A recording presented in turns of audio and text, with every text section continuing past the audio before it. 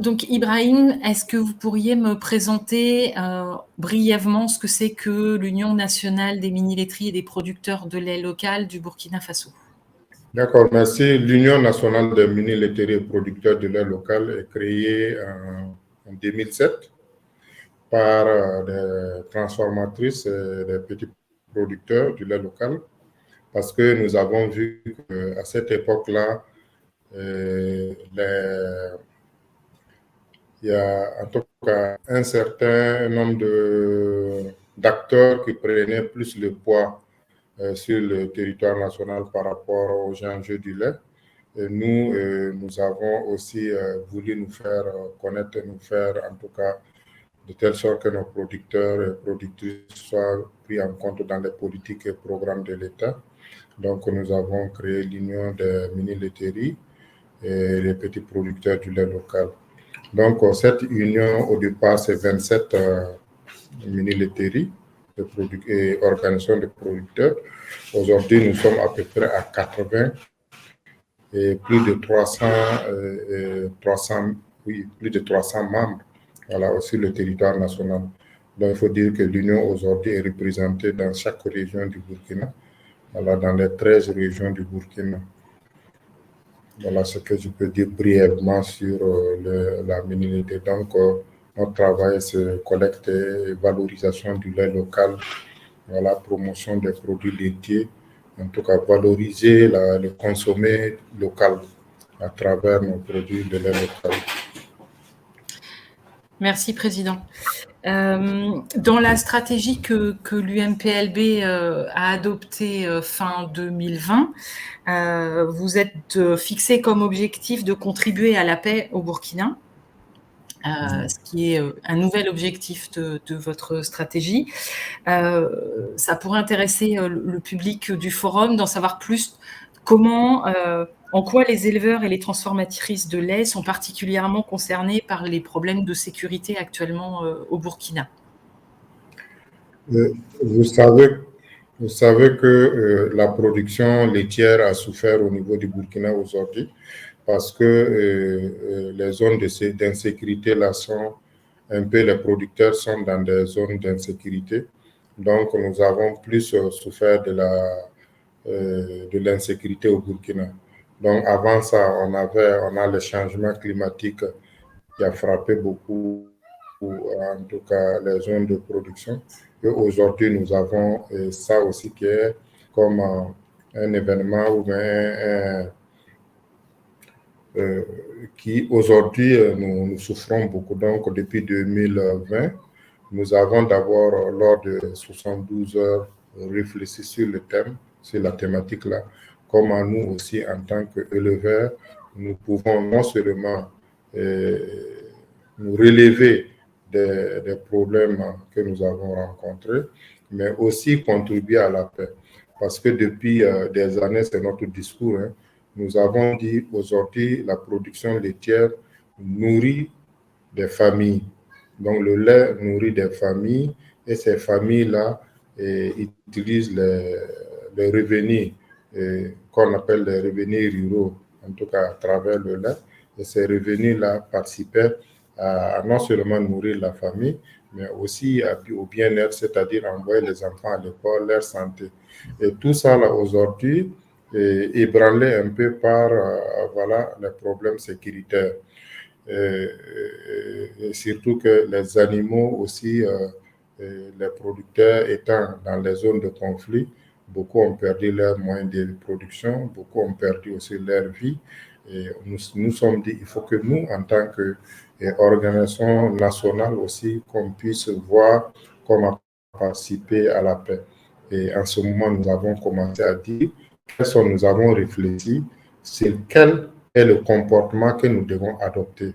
Voilà, le comportement, c'est-à-dire, premièrement, c'est un comportement de neutralité qui nous amène souvent à avoir des soucis. Parce que étant dans la zone où dans la zone de conflit, vous avez affaire à l'ensemble des acteurs, voilà, les acteurs du conflit qui vous côtoient, et vous, souvent, en étant neutre là, ça vous pose des problèmes. Donc, nous avons dit d'abord, il faut réfléchir sur le problème de comportement. Et deuxièmement aussi, c'est de voir comment travailler à relever au niveau, renforcer la résilience des petits producteurs qui ont perdu leurs moyens de production dans les zones de conflit. Donc, et surtout, travailler aussi à prévenir. Voilà, travailler à prévenir parce que si les jeunes aujourd'hui n'ont rien à faire et qu'ils sont désœuvrés, ils sont dans la nature, ils ne travaillent pas, ils ne sont pas instruits, bon, c'est sûr qu'ils vont écouter les premiers venus qui vont leur proposer des choses. Donc, pour nous, c'est de donner du travail aux jeunes à travers la production laitière, c'est de donner du travail aux femmes qui, à travers la production laitière, puissent en tout cas entretenir leur famille. Donc, c'est comment faire pour que les petits producteurs puissent accompagner, créer des zones, c'est-à-dire des activités économiques dans ces zones-là. Et l'activité économique, c'est quoi? C'est le lait et la production et la promotion et la valorisation du lait dans ces zones-là. Donc, à travers ce qu'on a appelé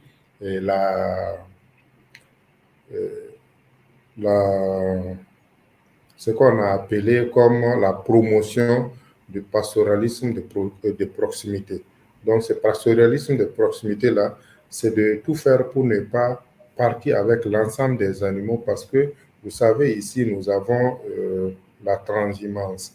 Donc, la transhumance se constitue à partir d'un point A à un point B. Donc, avec l'ensemble des animaux souvent. Et la famille qui reste sans lait, sans en tout cas source de revenus. Donc, c'est de tout faire pour que on puisse doter les femmes des vaches laitières pour qu'elles puissent être formées et non seulement dans la production, mais aussi dans la transformation, pour qu'elles puissent générer des revenus et ces revenus-là vont en tout cas participer à la résilience de la famille d'abord. Donc, nous pensons que si les enfants, les jeunes ont des revenus, en tout cas, ça va participer à la paix. Voilà pourquoi nous avons notre vision est dans ce sens-là. Merci. Peut-être un petit mot pour les Normands qui, je pense, on ne s'imagine pas les conséquences que l'insécurité peut avoir sur les activités pastorales. Donc, vous avez commencé à le dire par rapport à la transhumance. Moi, j'ai en tête l'exemple de ce que disait Moussa aussi, que venir livrer le lait à la laiterie, en soi, c'était déjà se mettre en danger. Parfois. Oui, bien sûr. Parce qu'au moment, tout ça, il faut travailler à ce qu'on puisse sécuriser les personnes et les biens. Et de ça aussi, je parlais par rapport au comportement. Il faut éduquer les gens, il faut les former aujourd'hui pour qu'ils puissent adopter des comportements. Parce qu'aujourd'hui, même de la production, de la zone de production jusqu'à la zone de commercialisation, c'est tout un problème. Donc, les gens sont... bon, il y a des choses, je ne vais pas dire face caméra, parce qu'il y a des choses qui se passent aujourd'hui. Il y a trop d'opérateurs de violence aujourd'hui, si je peux m'exprimer aujourd'hui comme ça. Il y a 3 opérateurs de violence. Et ces 3 opérateurs de violence-là font de telle sorte que c'est les producteurs qui souffrent. Aujourd'hui, c'est les petits producteurs qui souffrent. Mais qui sont innocents, qui ne savent même pas ce qui se passe autour d'eux, qui sont souvent, la méconnaissance des lois, la méconnaissance de certaines choses, comment se comporter en tout cas, qui les embarque. Et voilà, ils sont soupçonnés des choses, et puis ils sont embarqués et souvent tués. Donc voilà pourquoi nous, aujourd'hui, nous allons renforcer aussi cette éducation-là, ces formations. C'est d'ailleurs ce qu'on fait beaucoup avec Normandie aujourd'hui, parce que même la zone de Normandie, là, l'appui de Normandie aujourd'hui, dans la zone du centre-nord aujourd'hui est vraiment, c'est une région du Burkina qui souffre beaucoup. Donc, nous mettons l'accent sur la formation des éleveurs et en tout cas renforcer leur résilience. Mais tant que les gens ne sont pas formés sur certaines choses, donc ça veut dire qu'il y a des difficultés même pour qu'ils puissent rejoindre des zones, en tout cas, tranquilles, des zones sécurisées. Voilà. Souvent, il y a des producteurs qui ne veulent même pas venir en ville parce qu'ils ont peur de venir en ville, parce qu'ils ont peur d'être taxés, voilà, les djihadistes, parce qu'ils sont tout simplement peu.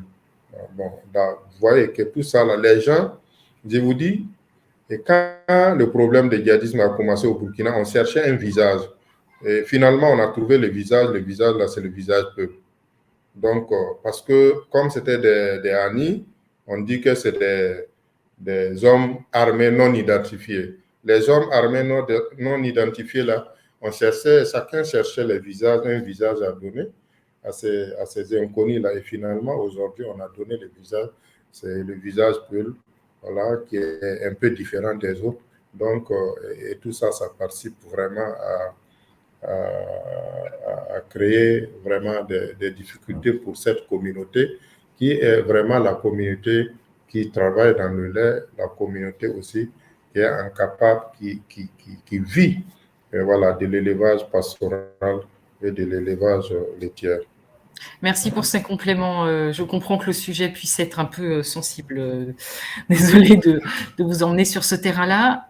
Je propose qu'on aborde la troisième série de questions qui concernaient plus particulièrement le programme du PAM qui, si mes informations sont bonnes, ont bénéficié aux laiteries dans la zone du Sahel, à Dori plus exactement.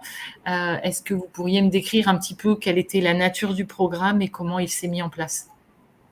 Voilà. Et au moment de la mise en place de l'UMPLB, nous avons créé une charte qualité. Et par rapport à cette charte qualité, nous avons recruté un consultant qui a fait le tour de l'ensemble des mini-laiteries dans les 13 régions. Et il a fait des notations.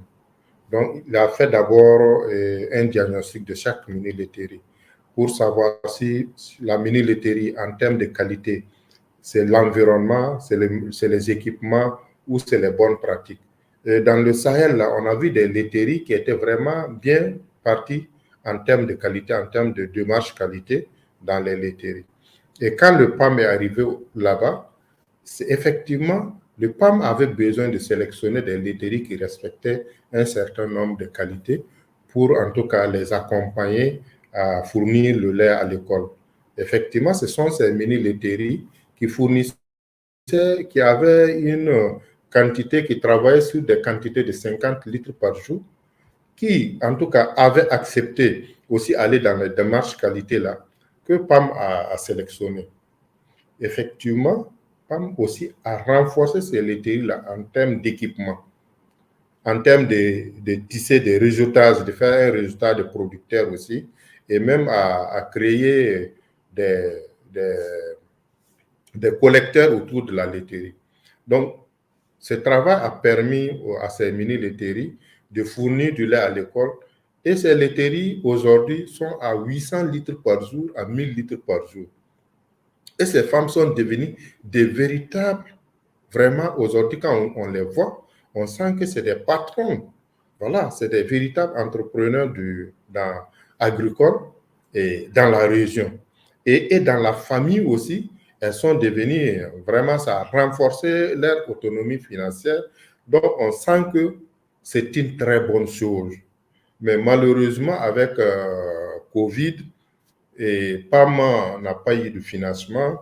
Donc, ces laiteries aujourd'hui se débrouillent pour fournir du lait soit dans les mines à côté, ou en tout cas, bon, développent leur propre marché. Mais vraiment, c'est fournir du lait à l'école aujourd'hui.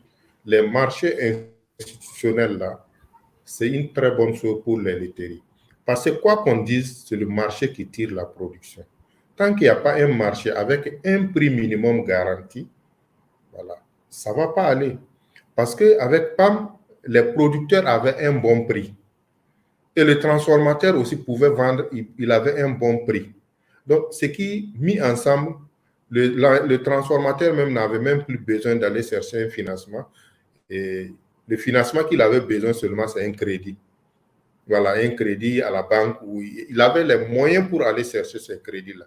Maintenant, c'était des renforcements des capacités, voilà, qui restaient pour que, en tout cas, le personnel soit assidu dans le respect des bonnes pratiques d'hygiène et de qualité dans la production et transformation laitière. Vraiment, c'est une très bonne chose, c'est quelque chose à encourager et c'est ce que nous cherchons aussi à développer dans l'ensemble des régions. Une mini-laiterie qui a même une seule école aujourd'hui, comme en tout cas client pour fournir le lait, ça va développer rapidement autour d'elle la production laitière. Nous pensons que c'est une bonne initiative et nous encourageons PAM aussi voilà, à continuer ou d'autres structures à prendre le relais. C'est vrai qu'au niveau du Burkina aujourd'hui, le président du FASO a lancé l'initiative, voilà, son initiative d'un repas équilibré pour un enfant en âge scolaire, mais c'est des choses qui se mettent en place doucement, doucement. Voilà. Merci. Merci, Président. Est-ce que vous voulez ajouter quelque chose sur ce que ce programme-là a pu changer pour les mini-laiteries? Vous avez évoqué l'augmentation des volumes, le fait que les femmes sont devenues des véritables entrepreneuses. Est-ce que vous voulez ajouter quelque chose? Bon, je pense que c'est ça, l'autonomie financière des femmes, c'est ce que nous cherchons au niveau de l'IMPLB. Au niveau de l'IMPLB, c'est renforcer. Au niveau de l'IMPLB, c'est de renforcer l'autonomie financière des femmes. Et c'est ce qui est arrivé avec ce programme-là. Donc, je pense que ce que je peux dire, c'est vraiment à ce niveau. Et puis, ça garantit aussi un certain prix aux éleveurs. Et ça contribue à la paix. Parce que tant que le lait, qui est une ressource pastorale, qui est une ressource qui vient en tout cas, qui garantit un revenu monétaire pour les familles, si ça se garantit, ça contribue à la paix parce que les gens peuvent, ça peut être un créneau pour employer les jeunes. Voilà, pour que les jeunes puissent avoir des revenus aussi aujourd'hui. Parce que vous voyez, notre monde aujourd'hui avec les smartphones, c'est devenu un monde de consommation. Mais si les gens veulent consommer alors qu'ils n'ont pas de ressources, ils n'ont pas de sources de revenus, donc ça pose problème. Pour nous, le lait peut être, en tout cas, dans le milieu pastoral, en tout cas, le lait est une source de revenus et il faut vraiment travailler à ce que ça soit comme ça.